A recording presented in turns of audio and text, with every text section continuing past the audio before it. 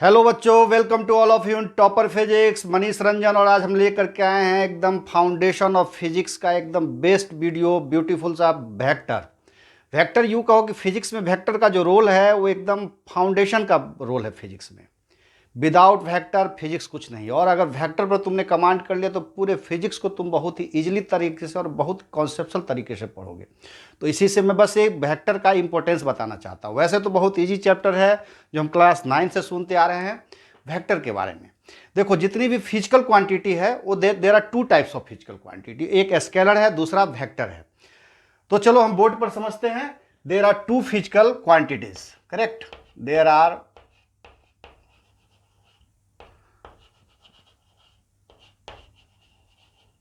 To physical quantities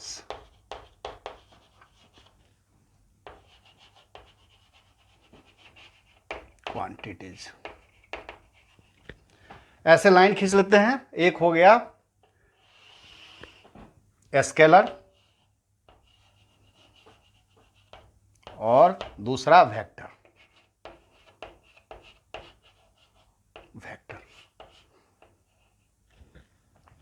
scalar जिसमें magnitude होते हैं और डायरेक्शन नहीं होता है। इसमें क्या होता है, मैग्नीट्यूड होता है। जैसे सपोज दैट हमने लिखा मैग्नीट्यूड, इसमें ये जानो कि इसमें मैग्नीट्यूड होते हैं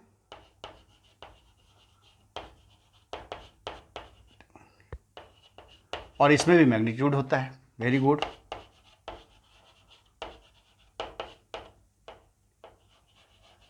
ठीक है, लेकिन इसमें क्या होता है, स्केलर में डायरेक्शन नहीं होता। इसमें डायरेक्शन नहीं होता, डायरेक्शन इसमें नहीं होता है। ये बहुत इंपॉर्टेंट वाली बात है, ठीक है। और इसमें डायरेक्शन होता है, इसमें डायरेक्शन होता है, ठीक है।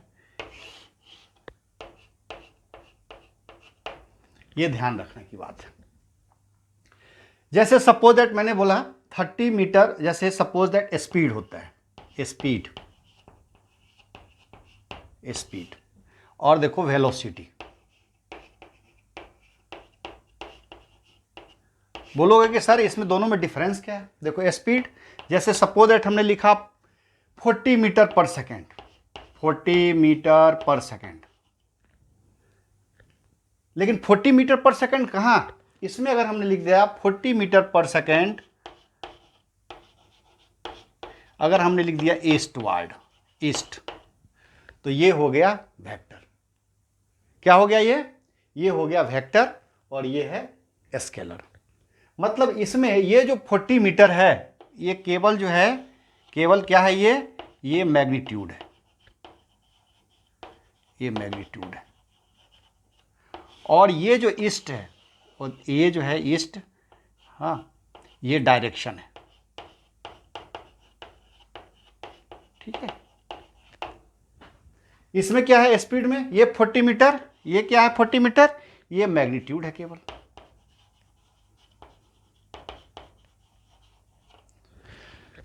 तो देखो, स्पीड और वेलोसिटी में बस यही अंतर है कि ये मैग्नीट्यूड तो दोनों के सेम होते हैं but direction are different. Direction are different no है, इसमें डायरेक्शन होता ही नहीं है, इसमें डायरेक्शन होता है।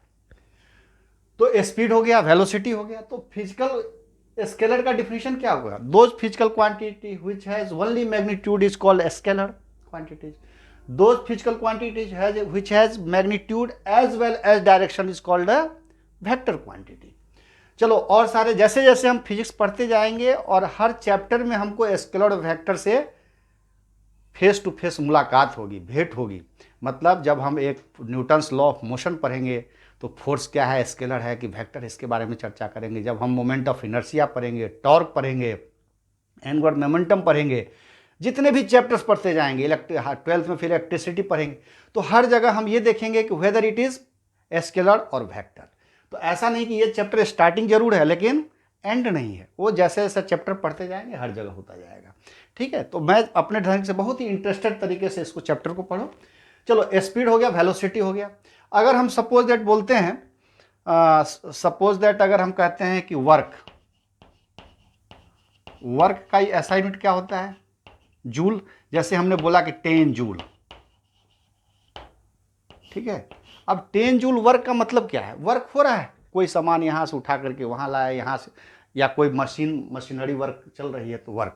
लेकिन इसलिए यह जो है ना, इसमें केवल मैग्नीट्यूड होता है। ये याद भी रखने की चीज़ें हैं, जब वर्क पढ़ोगे तब समझ में आएगी कि कौन सा। अभी तो तुमको बस ये जानना कि कौन से फिजिकल क्वांटिटी स्केलर है और कौन सा वेक्टर है। तो स्पीड स्केलर है, वर्क स्केलर है, फोर्स वेक्टर है ना। फोर्स, जैसे फोर्स हम बोलते हैं कि 10 न्यूटन का फोर्स लग रहा है अपवर्ड। भाई कहीं ना कहीं फोर्स तो लगेगा। कोई ऑब्जेक्ट अगर ऊपर जा रही है तो नीचे से फोर्स लग रहा होगा। अब ऐसे तो नहीं कर सकते, अरे बहुत, कोई अगर ऑब्जेक्ट नीचे जा रही है तो मतलब ऊपर से फोर्स लग रहा है जो नीचे की तरफ खींच रहा है उसको, ठीक है। तो कहने का मतलब ये है कि कोई भी फोर्स ये चीज़ बताता है कि जैसे कोई दो लोग रस्सी को खींच रहा है, तो अगर किसी के ज़्यादा तरफ झुकाव हो रहा है रस्सी का, मतलब उधर फोर्स ज़्यादा लग रहा है, तो फोर्स हैज ए डायरेक्शन। यहाँ पर 10 न्यूटन ये मैग्नीट्यूड हो गया, ठीक है, और ये डायरेक्शन हो गया। इसमें 10 जूल ओनली जो है ना, ये तो यूनिट है इसका, ये जो है ना मैग्नीट्यूड है। किस डायरेक्शन में लग रहा है कुछ नहीं है, ठीक है। तो अब एक और चीज जान लो,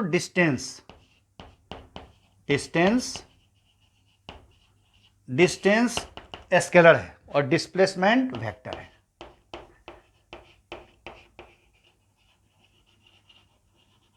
डिस्प्लेसमेंट वेक्टर है। डिस्टेंस में जैसे सपोज दैट कोई ए पॉइंट है, ऐसे ऐसा कोई ये ए पॉइंट है, ए पॉइंट से कोई बी तक गया, तो ये जो डिस्टेंस होगा, देखो ये डिस्टेंस, ये डिस्टेंस, ये डिस्टेंस, ये डिस्टेंस, पूरे हम रस्सी को, ये जो रस्सी है सबको मेजर करेंगे। ये सपोज दैट हमारा, मान लिया सपोज दैट 30 मीटर आ गया, तो ये 30 मीटर डिस्टेंस होगा। लेकिन सपोज दैट अगर इसी रस्सी को हमने ऐसा कर दिया, यहाँ से ऐसे कर लिया, देखो जैसे ऐसा ही है। सपोज दैट ये रस्सी है, ये ए पॉइंट था इस यहाँ पर ये बी पॉइंट है, नहीं तो ये रस्सी में देखो ए से बी तक जाने में ये तो टोटल 30 मीटर है, ये डिस्टेंस हो गया। लेकिन सपोज दैट यहां से यहां तक का ये क्या है, ये हो गया डिस्प्लेसमेंट, ये हो गया डिस्प्लेसमेंट,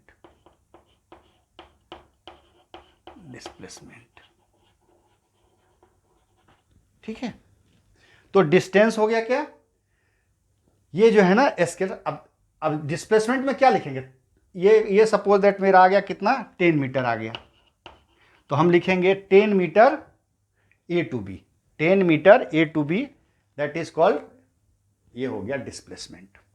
तो shortest distance is called displacement, ऐसा definition, the shortest distance is called displacement. The whole distance travelled by a body is called distance, नहीं, the whole path travelled by a body is called distance. तो आगे पढ़ेंगे इसके बारे में, तो बस ये अभी केवल जानना है कि डिस्टेंस क्या है, डिस्प्लेसमेंट क्या है। हाँ, अब बात आती है रिप्रेजेंटेशन ऑफ वेक्टर की, ठीक है। रिप्रेजेंटेशन ऑफ वेक्टर, वेक्टर को हम कैसे रिप्रेजेंट करते हैं, ठीक। तो रिप्रेजेंटेशन ऑफ वेक्टर, रिप्रेजेंटेशन, इसका रिप्रेजेंटेशन कैसे करते हैं, वेक्टर का रिप्रेजेंटेशन ऑफ वेक्टर, ठीक है। जैसे सपोज दैट वेक्टर, मान लिया क्या करते हैं कि जैसे सपोज दैट फोर्स है, फोर्स मान 500 न्यूटन का फोर्स है। अब 500 न्यूटन का फोर्स है, तो फोर्स तो मुझे पता है वेक्टर क्वांटिटी है ना, फोर्स जो है ना वेक्टर क्वांटिटी है, ऐसे लिखेंगे। तो 500 न्यूटन को अगर हम किसी कॉपी पर, किसी पेज पर दिखाएंगे तो कैसे दिखाएंगे, नहीं चलो एक एग्जाम्पल और लेते हैं, अच्छा सा एग्जाम्पल। मान लिया सपोज दैट हम लेते हैं कि फोर्स 1 न्यूटन का लेते हैं, इसको पेज पर दिखाते हैं, तो मान लिया 1 न्यूटन ऐसा फोर्स हमने ले लिया। वेक्टर में क्या होगा, फोर्स पता है, मुझे ये पता होना चाहिए कि फोर्स क्या है, वेक्टर है। हमने जाना है सर, आपने जो पढ़ाया उससे मुझे पता चल गया कि फोर्स वेक्टर है, तो वेक्टर है तो उसके साथ मैग्नीट्यूड भी होगा, डायरेक्शन भी हो गया। तो डायरेक्शन के लिए इसलिए हम इसको ऐसे एरो कर देते हैं, ठीक है। तो 1 न्यूटन का ये हो गया। अगर मैं बोलूँगा कि सर बताओ 10 न्यूटन का बताओ, 10 न्यूटन का, तो 10 न्यूटन का कैसे दिखाओगे? देखो ये 1 है, इसका 10 टाइम्स कर दो, इसका 10 टाइम्स, 1 2 3 4 5 6 7 8 9 10 ऐसे, ये हो गया 10 न्यूटन। 10 न्यूटन का फोर्स हो गया ये 10 न्यूटन है, ये 1 न्यूटन है। अब बात यह है कि हमेशा मैं यही काम करता रहूं, 500 न्यूटन को दिखाना तो और लंबा सा लाइन खींचना पड़ेगा। तो हम ऐसा नहीं करते हैं, हम ये करते हैं कि हम जब भी हमको कोई फोर्स को दिखाना है तो हम ऐसे लिखते हैं 5 इक्वल्स टू, ऐसे F लिख देते हैं फोर्स, यहाँ पर लिख देते हैं 500 न्यूटन, करेक्ट, और इसके ऊपर एक एरो का सिंबल दे देते हैं। यही होता है रिप्रेजेंटेशन ऑफ वेक्टर, ठीक है। वेक्टर को रिप्रेजेंट करने के लिए एक हम उस फिजिकल क्वांटिटी को जिस चीज़ से हम डिनोट करते हैं, जैसे फोर्स हो गया, वेलोसिटी हो गया, नहीं फोर्स हो गया, वेलोसिटी हो गया, ऐसे उसको ऊपर हम एरो कर देते हैं। डिस्टेंस या डिस्प्लेसमेंट को किसी किसी बुक में डी से ऐसे कर सकते हैं या एस से कर देते हैं। तो ये वेक्टर का रिप्रेजेंटेशन है, उसके ऊपर एरो लगाना जरूरी है। अगर हम लिखते हैं सपोज दैट बच्चों कि मान लिया जैसे सपोज दैट हम लोग लिखते हैं कि v इक्वल्स टू 30 मीटर पर सेकेंड अपवार्ड। हाँ, तो बच्चे देखो अपवार्ड लिखा है ना, ये गलत हो जाएगा, ये जो है ना ये एकदम कंप्लीट रॉन्ग हो जाएगा। सही चीज ये होगा कि v इक्वल्स टू 30 मीटर पर सेकेंड अपवार्ड तो लिखेंगे ही, लेकिन इसके साथ ऐसा एरो के सिंबल का यूज करेंगे। ये सही हो गया, ये ट्रू हो गया। तो वेक्टर में इन सब चीजों का ध्यान रखना है। वेक्टर का रिप्रेजेंटेशन का एक एरो जैसे रे होती है ना, वैसे लाइन उसके ऊपर डालना बहुत जरूरी हो जाता है। जैसे सपोज दैट अब मान लिया जैसे कोई वेक्टर है a इक्वल्स टू, वेक्टर अगर a है नहीं तो इसके ऊपर ऐसे बार लिख देते हैं। इसको लिखेंगे जैसे 4 मीटर नॉर्थ लिख देंगे, या 4 मीटर ईस्ट लिख देंगे, जो भी लिखेंगे। तो वेक्टर के रिप्रेजेंटेशन के लिए बस यही बात जानना है कि इसके ऊपर एक एरो का सिंबल यूज करते हैं, that is called the, this is a big difference between the scalar and vector. चलो अब इसके बाद हम बात करते हैं टाइप्स ऑफ वेक्टर की। चलो इसको नोट करो और फिर आगे हम टाइप्स ऑफ वेक्टर की बात करते हैं। हाँ, तो टाइप्स ऑफ वेक्टर के बारे में अब हम पढ़ेंगे। टाइप्स ऑफ वेक्टर क्या है? Equal, unequal, parallel, anti parallel, coplanar, concurrent, zero, unit, ये सब वेक्टर है। नाम से ही जैसा कि स्पष्ट है, क्लियर हो जाता है। Equal vector, unequal vector, parallel, anti parallel vector, collinear, coplanar, concurrent, zero and unit vector. चलो इसके बारे में थोड़ा ऐसे ही उससे थोड़ा एक्वेंटेड हो जाते हैं, चिर परिचित हो जाते हैं, पहचान कर लेते हैं। तो चलो जैसे इक्वल वेक्टर, ठीक है ना, इक्वल वेक्टर नाम से स्पष्ट, जो इक्वल हो जाएंगे। तो इक्वल क्या होगा? वेक्टर है तो मैग्नीट्यूड और डायरेक्शन, मतलब उसका सेम क्या होना चाहिए? सेम मैग्नीट्यूड होना चाहिए। Very good sir. और एंड सेम डायरेक्शन होनी चाहिए, एंड सेम डायरेक्शन। तो this vector is called the equal vector. Unequal vector के बारे में, जो इक्वल का अपोजिट हो that is called unequal vector, नहीं, अपोजिट टू इक्वल वेक्टर। जो अपोजिट मतलब इस वेक्टर का opposite that is called unequal vector. अब बात करते हैं पैरेलल वेक्टर की। पैरेलल वेक्टर, पैरेलल मतलब जैसे ये देखो, ये वेक्टर इस वेक्टर का पैरेलल है। जैसे रेलवे लाइन का ट्रैक होता है, नहीं, एक दूसरे के बीच एकदम पैरेलल होता है। इसमें जो रिमार्क करने वाली बात है कि दोनों के डायरेक्शन सेम होंगे। मतलब क्या चीज़ है, हो गया डायरेक्शन सेम होंगे। हाँ, ये चीज़ जानने वाली बात है इसमें कि इसमें इस दोनों के बीच जो एंगल होगा थीटा, वो 0 डिग्री होगा, क्योंकि सेम डायरेक्शन में है। अब मैथमेटिकली चीज़ याद करो, मतलब इसका जो डायरेक्शन होगा सेम डायरेक्शन होगा, है ना, सेम डायरेक्शन। क्या हो जाएगा? सेम डायरेक्शन होगा, और angle theta equals to 0 degree. Anti parallel जो पैरेलल का अपोजिट है। थोड़ा सोचो कि अगर ये वेक्टर एक दूसरे के तो ऐसे हैं, पैरेलल तो हैं, बोथ आर पैरेलल हैं, लेकिन ये इसका डायरेक्शन अपोजिट है। तो this is called the anti parallel, नहीं, इसमें ऑपोजिट डायरेक्शन होता है, ऑपोजिट डायरेक्शन है ना, ऑपोजिट डायरेक्शन होगा इसका। इसमें ध्यान देने बात है कि एंगल जो होगा इस दोनों के बीच थीटा इक्वल्स टू 180 डिग्री होगा, ठीक है, ये याद रखना। इसके बीच एंगल मतलब मैथमेटिकली याद करो कि पैरेलल में, पैरेलल वेक्टर में क्या होगा, angle theta 0 degree, anti parallel में एंगल क्या होगा 180 डिग्री, जस्ट अपोजिट है यहाँ एक दूसरे के। चलो अब बात कोलिनियर, ठीक है ना, collinear, collinear vector.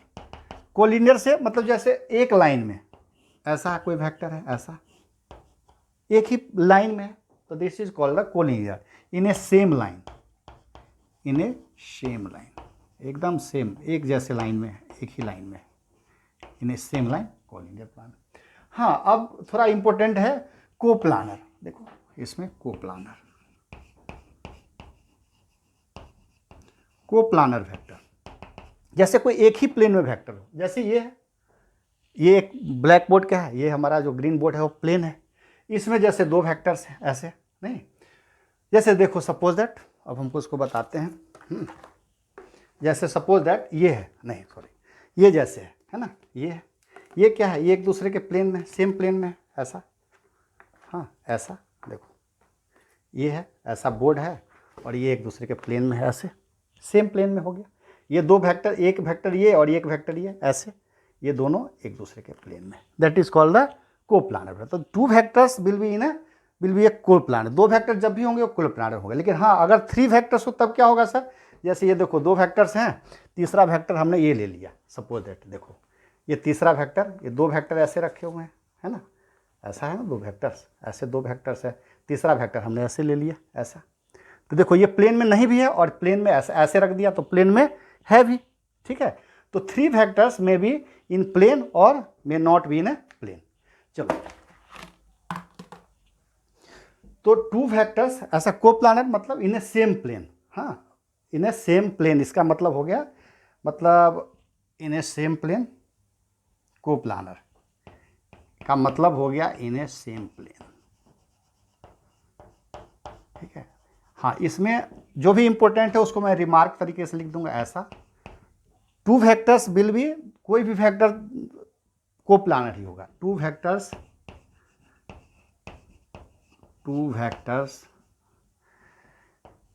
Will be coplanar, ठीक है। हाँ, और एक और चीज, थ्री वेक्टर्स, जो तीन वेक्टर्स होंगे, थ्री वेक्टर्स में और मे नॉट बी कोप्लानर,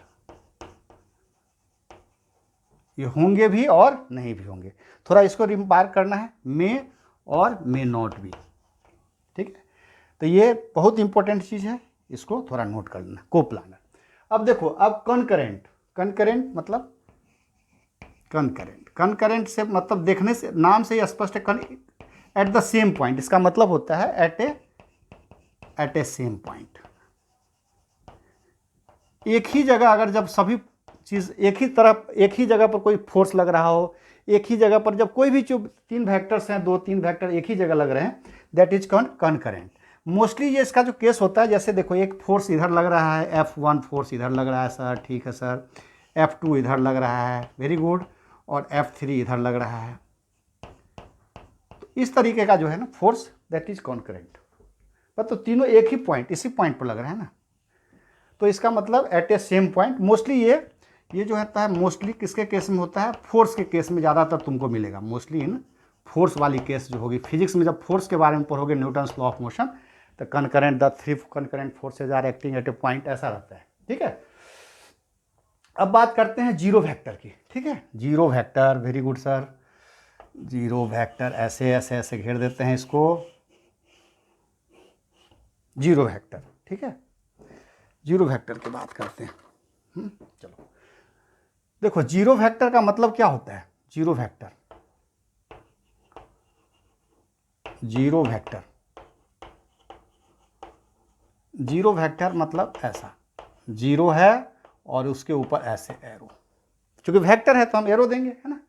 तो बोलोगे सर जीरो वेक्टर मतलब ऐसा है, जीरो से बोलोगे सर वेक्टर मतलब है कि मैग्नीट्यूड और डायरेक्शन दोनों हो। तो देखो जीरो भी तो भाई कुछ ना कुछ मैग्नीट्यूड है, इस ग्रीन बोर्ड पर कुछ ना कुछ तो जगह को, प्लेस को ऑक्यूपाई कर रहा है, वो मैग्नीट्यूड तो है इसको उसका। और डायरेक्शन देखो, हाँ इसका एक चीज़ इंपॉर्टेंट है, इसका कुछ भी डायरेक्शन हो सकता है। जैसे 30 मीटर कोई ईस्ट चला और फिर वापस आ गया उसी पॉइंट पर, तो अब वो जीरो हो गया, उसका जो डिस्प्लेसमेंट है जीरो। लेकिन जीरो अब वो कहीं भी जा सकता है, नॉर्थ में जा सकता है, साउथ में, ईस्ट में, वेस्ट में, हमें कुछ नहीं पता। तो इसीलिए जीरो वेक्टर का इट हैज़, जीरो वेक्टर के ऊपर जो एरो देते हैं, zero vector has arbitrary direction, इसको कहते हैं आर्बिट्रेरी डायरेक्शन। मतलब आर्बिट्रेरी डायरेक्शन पूछा जा चुका है कितनी बार एग्जाम में, ठीक है। आर्बिट्रेरी डायरेक्शन का मतलब ये कि इसका डायरेक्शन जो है एनीवेयर, मतलब किधर भी जा सकता है, एनीवेयर मतलब किधर भी जा सकता है, जिधर भी किधर भी, ठीक है, ऐसा वह किसी भी डायरेक्शन में जा सकता है। तो इसका डायरेक्शन जो पूछा जा सकता है कि जीरो वेक्टर का मैग्नीट्यूड क्या होता है, जीरो सर, उसके डायरेक्शन कौन से डायरेक्शन होते हैं, आर्बिट्रेरी डायरेक्शन होते हैं, ठीक है, आर्बिट्रेरी डायरेक्शन होते हैं। अब बात करते हैं यूनिट वेक्टर की, ठीक है। Unit vector, unit vector ready, जैसा नाम से ही क्लियर है यूनिट वेक्टर, है ना। नाम से क्या क्लियर है, यूनिट से मतलब ही ऐसा ही लग रहा है, जैसे यूनिट का मतलब ही है वन, है ना, देखने से लग रहा है वन। ऐसा वेक्टर जिसका मैग्नीट्यूड वन हो that is called the unit vector. Unit vector का फिजिक्स में क्या यूज होता है, जनरली इसका फिजिक्स में यूज होता है डायरेक्शन देने के लिए। मतलब इसका यूज ऐसा लिखो, यूज इन फिजिक्स, एकदम इंपॉर्टेंट बातें हैं और जो जानने वाली चीज़ वही बता रहा हूँ। Use in physics for direction, for direction purpose. Purpose क्या, फॉर डायरेक्शन के लिए ही यूज होता है इन फिजिक्स खास करके। Very good. अब मैं समझाता हूँ। जैसे सपोज दैट किसी को दिल्ली से बॉम्बे जाना है ना, दिल्ली से सपोज दैट बॉम्बे जाना है, मुंबई जाना है सर, ठीक है। दिल्ली से मुंबई अगर 500 मीटर है तो हम क्या करेंगे, एक एक मीटर का ऐसे डिवाइड कर देंगे और फिर उसको हम यूज करते हैं। अभी मैं तुरंत बता दे रहा हूँ, क्लियर हो जाएगा।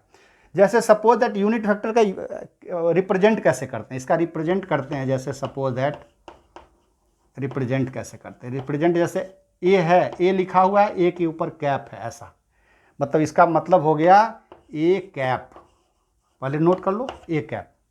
इसको रिप्रेजेंट कैसे करते हैं, जैसे ए के ऊपर एक कैप लगा देते हैं, that is called the unit vector A, इसको पढ़ते हैं यूनिट वेक्टर ए। जैसे सपोज दैट कोई एक्स डायरेक्शन है, ये हो गया एक्स वाई, ऐसे प्लेन हो गया, तो एक्स कैप का मतलब हो गया, एक्स कैप का मतलब, इसका मतलब ये हो गया कि एक्स यूनिट वेक्टर इन, मतलब यूनिट वेक्टर इन एक्स डायरेक्शन। क्या पढ़ेंगे, यूनिट वेक्टर इन एक्स डायरेक्शन, एक्स डायरेक्शन, ठीक है। वाई कैप का मतलब बताओ, एक्स कैप का मतलब तो ये हो गया कि यूनिट वेक्टर इन एक्स डायरेक्शन, ऐसा हो गया, है ना। वाई कैप का मतलब हो गया क्या, कि यूनिट वेक्टर इन वाई डायरेक्शन, है ना, यूनिट वेक्टर इन वाई डायरेक्शन। वैसे ही जेड अगर होता तो जेड कैप का डायरेक्शन वही हो जाता है, डायरेक्शन, ठीक है, ऐसा। तो यूनिट वेक्टर को हम इस तरीके से रिप्रेजेंट करते हैं। जैसे दिल्ली से मुंबई जाना है सपोज दैट, तो मान लिया जैसे वन, ऐसे एक वेक्टर, एक यूनिट वेक्टर का हम लेंगे सब चीज़, ठीक। अब इसको ऐसे भी लिखते हैं, इसका एक फॉर्मूला है।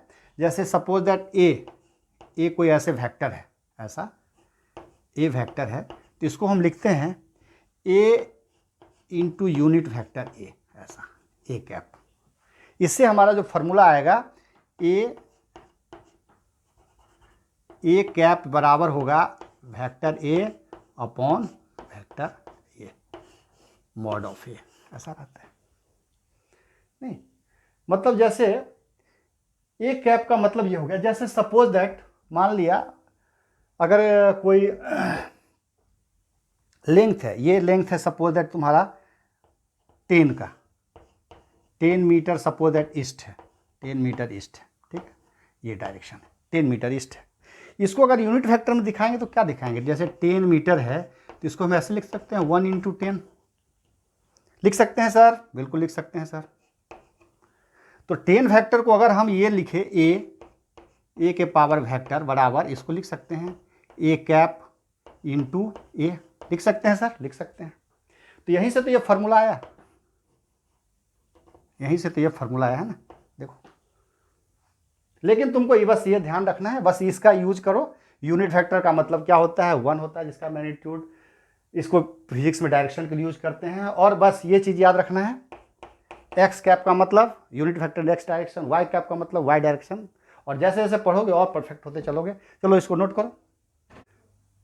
चलो इस क्वेश्चन में find the angle between the two vectors, इसमें दोनों वेक्टर्स के बीच क्या क्या एंगल्स है। देखो बताओ, वेक्टर एक ए है, ए और वेक्टर बी है, इस दोनों के बीच देखने से लग रहा है सर 90 डिग्री है ना, देखने से लग रहा है ये 90 डिग्री है।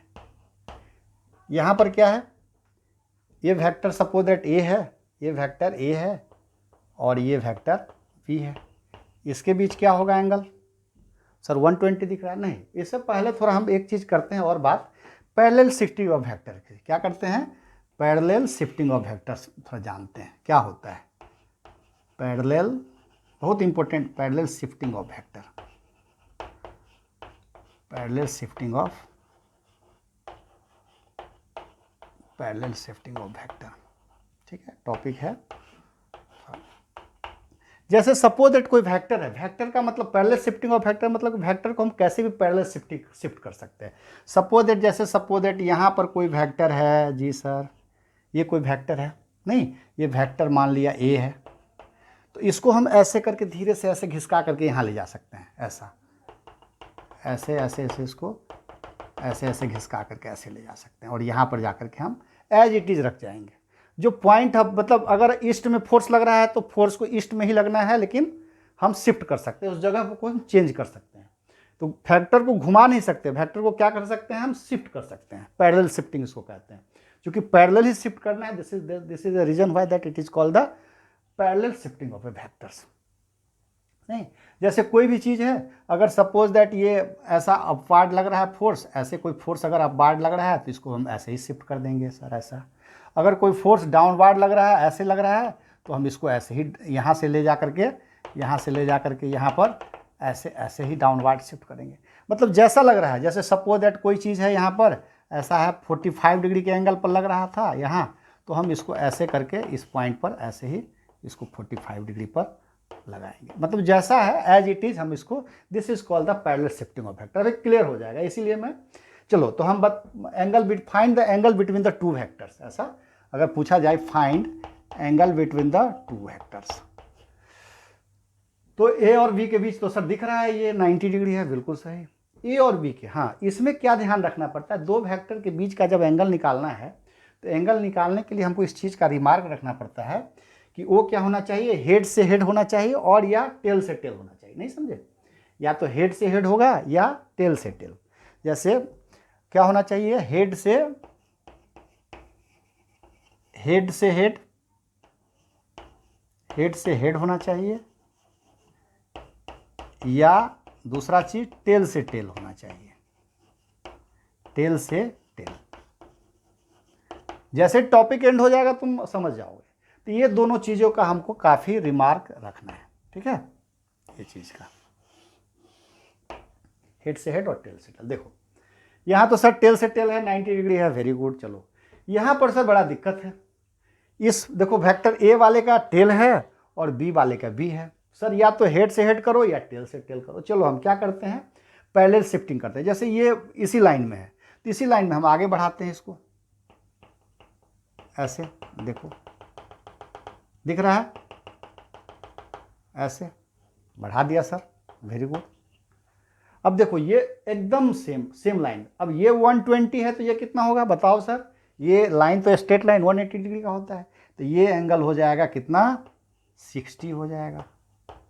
अब बताओ कि पहले वाले वेक्टर का ये वेक्टर क्या हो जाएगा, वेक्टर बी ही हो गया। पैरेलल शिफ्टिंग में क्या, अगर ये वेक्टर ए था तो ये भी वेक्टर ए होगा, ये वेक्टर अगर बी था तो ये भी वेक्टर बी होगा। तो देखो वी वेक्टर को हमने क्या किया, इसको एकदम उसी सीधे में आगे बढ़ा दिया, तो इसको हम कहते हैं parallel shifting of a vector. अब देखो यहाँ पर अगर ये 60 ये 120 था तो ये कितना हो जाएगा टोटल 180 तो 60। अब देखो पहले वाले वेक्टर का टेल है और दूसरे वाले वेक्टर का भी टेल्स है, तो टेल से टेल ये कंडीशन सेटिस्फाइड कर गया तो 60 डिग्री आ गया।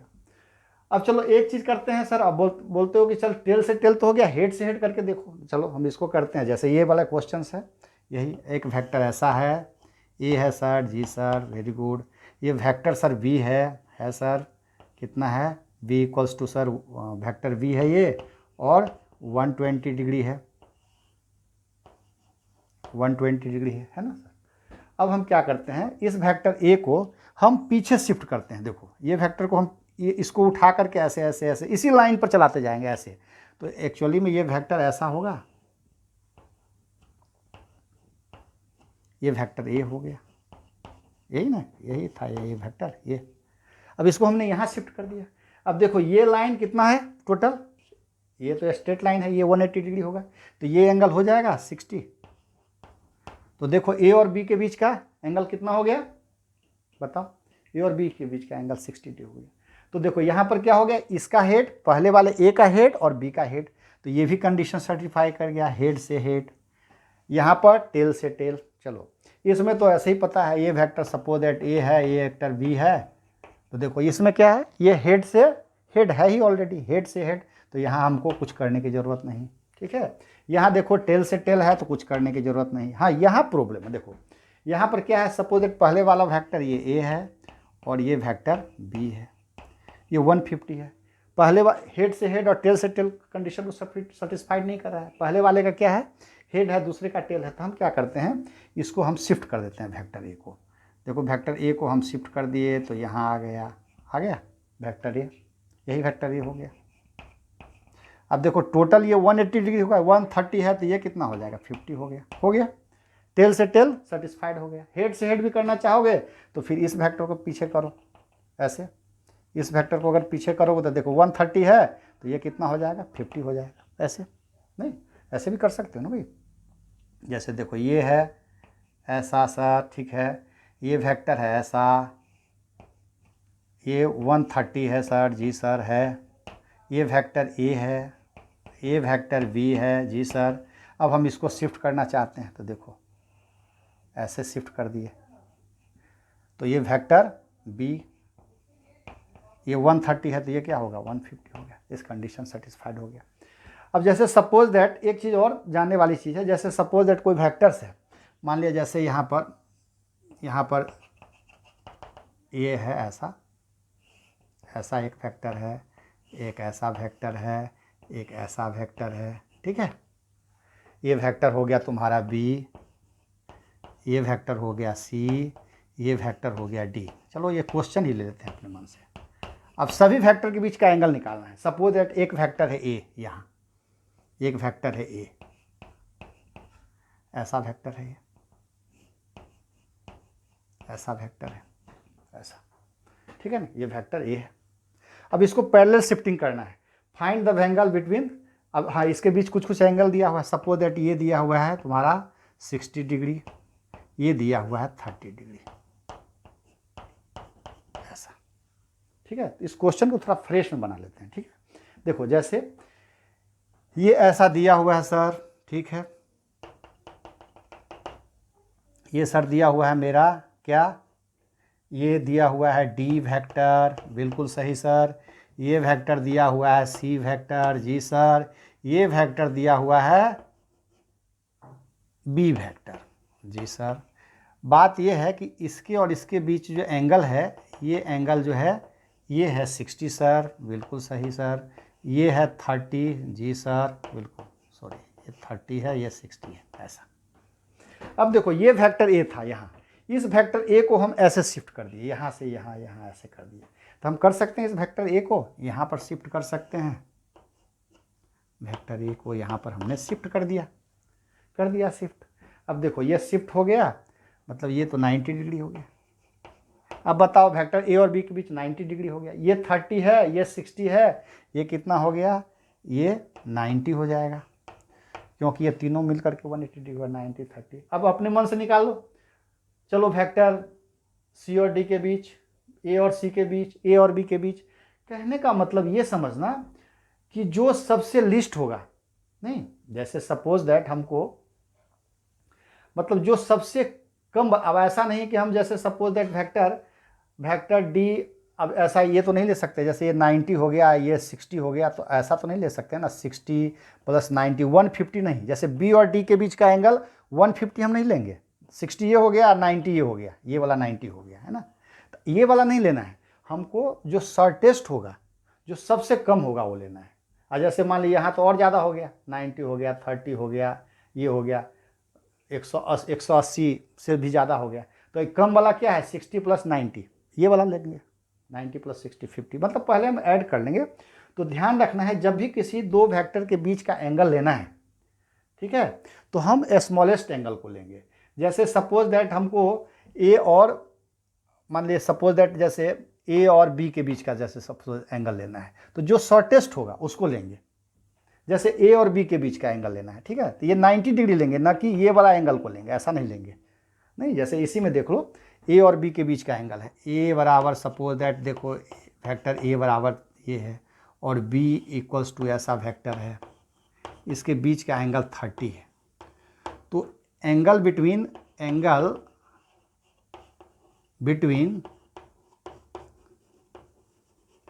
ए एंड बी बराबर होगा 30 डिग्री। अब ऐसा नहीं लेंगे इसको, ये 360 - 30 कितना हो गया, ये वाला नहीं लेंगे केस, 360 - 30 ऐसा नहीं लेंगे, तो 330, इसको नहीं लेंगे। तो जो एंगल का वैल्यू होगा वो होगा, थीटा का जो वैल्यू होगा वो होगा 0 डिग्री से लेकर के 180 डिग्री के बीच का ही होगा। जब भी तुमसे पूछा जाए कि find the angle between the two vectors, उसका वैल्यू होगा 0 से लेकर के 180 के बीच में। ऑलवेज याद रखना, always smaller angle will be taken, ऐसा रिमार्क में लिख दो, always smaller angle will be taken, ठीक है, इसको रिमार्क करके लिख लो। हमेशा जो ये सब, अरे बहुत पहले तो ऐसे डायरेक्ट यही सब क्वेश्चन पूछ दिए जाते थे नीट वगैरह समय, ठीक है। तो always smaller angle will be taken, इसको थोड़ा ध्यान रखना है। अब जैसे एडिशन सब्ट्रैक्शन में, चलो हाँ इसको नोट करो, चलो आगे बढ़ते हैं, फिर थोड़ा समझाते हैं। एग्जाम्पल से समझाने में क्या होता है कि हमेशा के लिए याद हो जाता है। ऐसे थ्योरी पढ़ाओ बुक में, एक का हेड लिए, दूसरे के टेल लिए, हेड से हेड को, उसके ऊपर दूसरा, तो उसमें थोड़ा मतलब ये डायरेक्ट क्वेश्चंस विद कॉन्सेप्ट्स और हर चीज़ एक साथ हो रहा है, ठीक है। चलो नोट करो इसको। अब चलो हम शुरू करते हैं हेड और टेल मेथड, जिसको कहते हैं एडिशन और सब्ट्रैक्शन, मतलब एक्चुअली में एडिशन और सब्ट्रैक्शन को ही कहते हैं, उसमें ये फॉर्मूला यूज होता है बहुत बार, हेड टेल मेथड्स। तो इसको अब हम लिखते हैं addition and subtraction of a vector, ठीक है। इसको बहुत समझना जरूरी है, एडिशन एंड सब्ट्रैक्शन, ठीक है।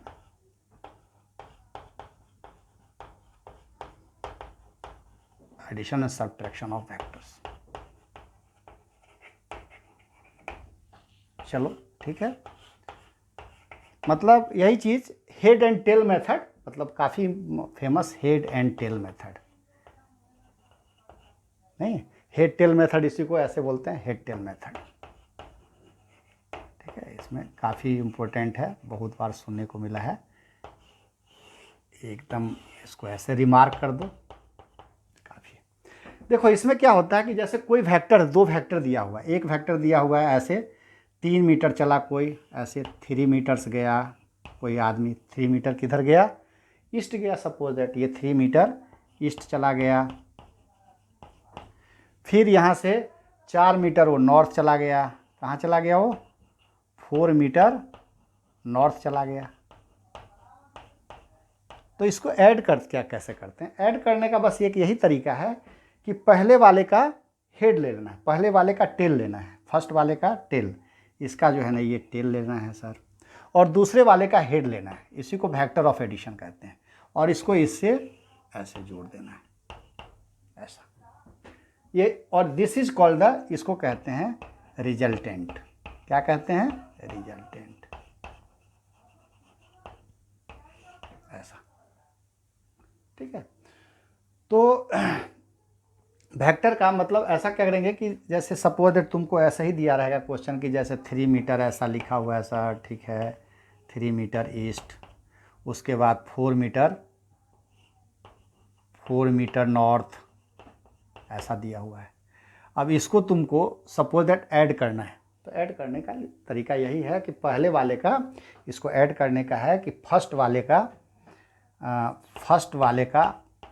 फर्स्ट का क्या लेंगे, ये टेल लेंगे, फर्स्ट का टेल लेंगे,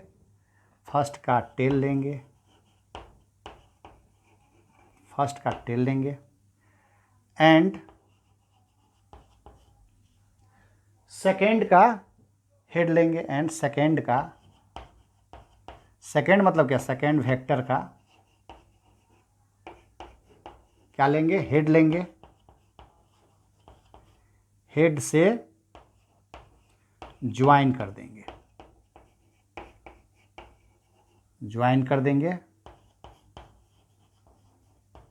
ठीक है। And this joining line is, ये जो ज्वाइन लाइन होंगे, दिस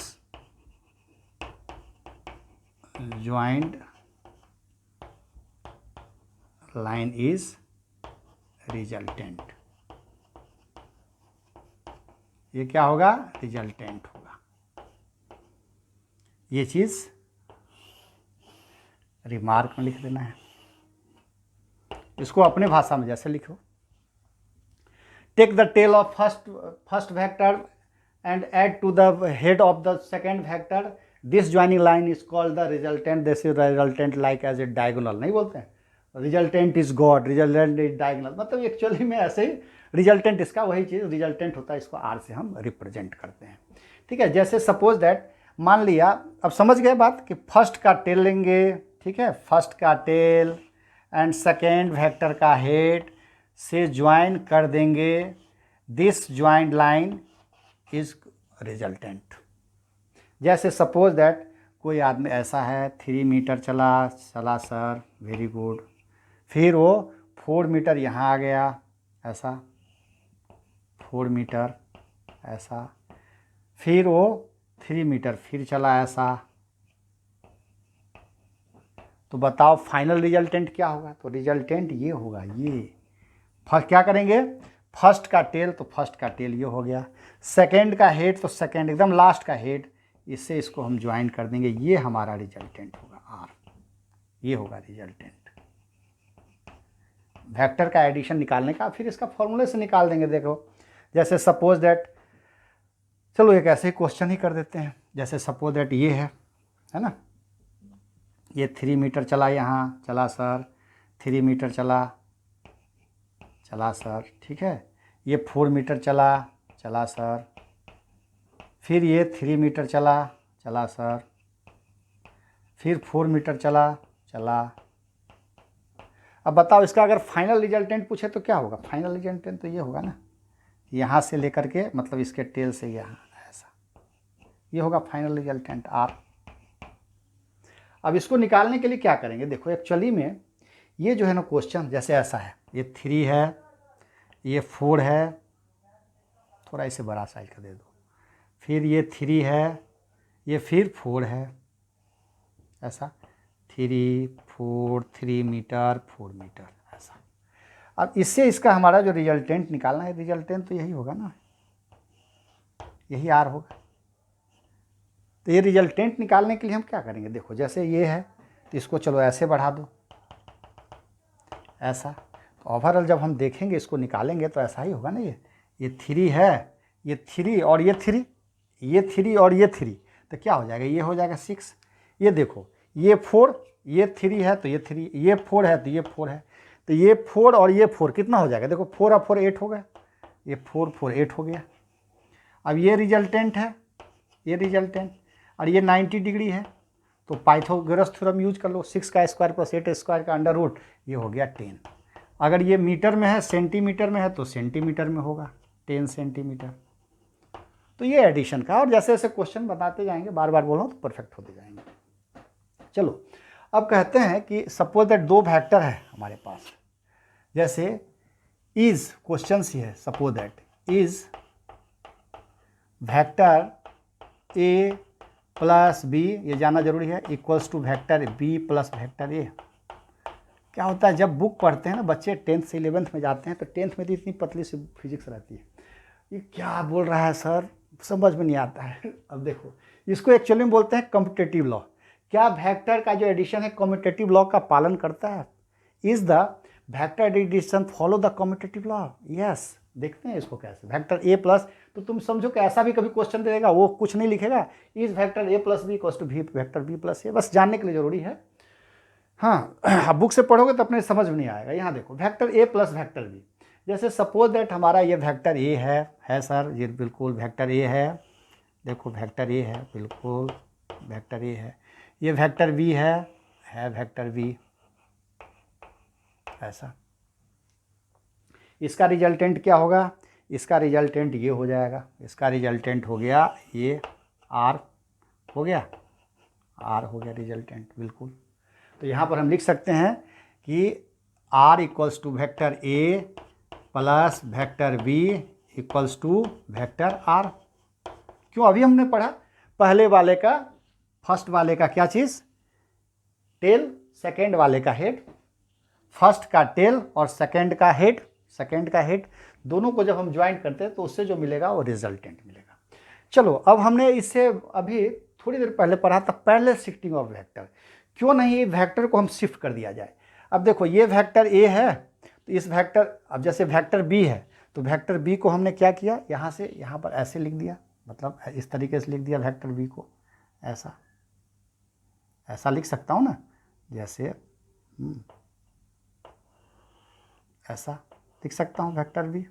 देखो, वेक्टर बी था ये, वेक्टर बी को हमने ऐसे पैरेलल शिफ्टिंग कर दिया। देखो, वेक्टर ए है, इसका भी एक तरह से शिफ्टिंग कर दिया ऐसे, देखो वेक्टर ए का इस तरीका से, वेक्टर ए का ऐसे शिफ्ट कर दिया। अब देखो, इसका रिजल्टेंट क्या आएगा? वेक्टर ए कुछ भी नहीं चेंज हुआ, ना इसका डायरेक्शन चेंज हुआ, ना मैग्नीट्यूड चेंज हुआ। इस वेक्टर के बी का भी ना मैग्नीट्यूड चेंज हुआ, ना डायरेक्शन चेंज हुआ। अब देखो, इसका अगर हम रिजल्टेंट लिखें इस वेक्टर का, तो क्या होगा? इसका भी वेक्टर का रिजल्टेंट क्या होगा? इसका पहले वाले का टेल, दूसरे वाले का हेड, तो मतलब यही लाइन हो जाएगा, ऐसा ये रिजल्टेंट होगा इसका। तो इसका भी हम लिखेंगे कि vector A plus vector B equals to, ये तो सेम लाइन आ गया, जितनी बड़ी लाइन इसकी, जितना मैग्नीट्यूड इस आर का उतना ही मैग्नीट्यूड इस आर का, जो डायरेक्शन इस आर का वही डायरेक्शन वही का। तो हम लिख सकते हैं कि yes, vector A plus B equals to vector, नहीं वेक्टर जो भी लिखो, बी प्लस ए लिख दो,